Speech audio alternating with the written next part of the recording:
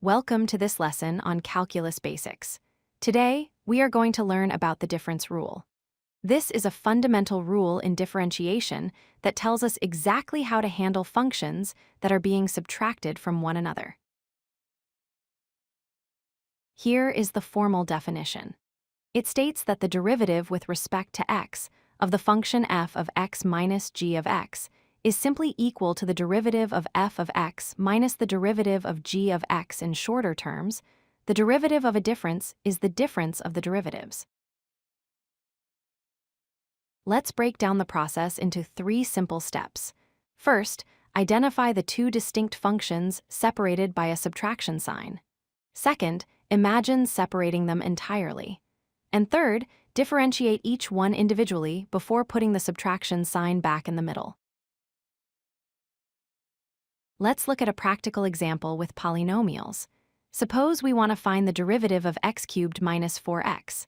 We apply the rule by taking the derivative of x cubed, which is 3x squared, and the derivative of 4x, which is 4.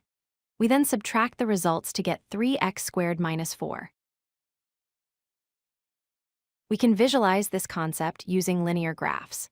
Here, the pink line represents a function with a slope of 2, and the green line represents a function with a slope of 0.5. If we subtract the green function from the pink one, we get the blue line. Notice that the slope of the blue line is exactly 1.5, which is 2 minus 0.5.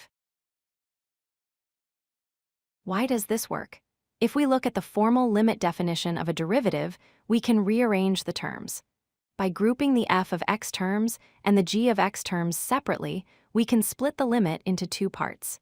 This results in exactly the definition of f prime of x minus g prime of x. This rule applies to all types of functions, not just polynomials. Consider 5x squared minus cosine of x. We differentiate 5x squared to get 10x. Then we differentiate cosine of x to get negative sine of x. When we combine them, the double negative becomes a positive, giving us 10x plus sine of x. There are 2 common mistakes to watch out for. First, ensure you keep the subtraction sign. Don't accidentally turn it into addition unless the derivative itself is negative. Second, be very careful with double negatives, as we saw in the previous example.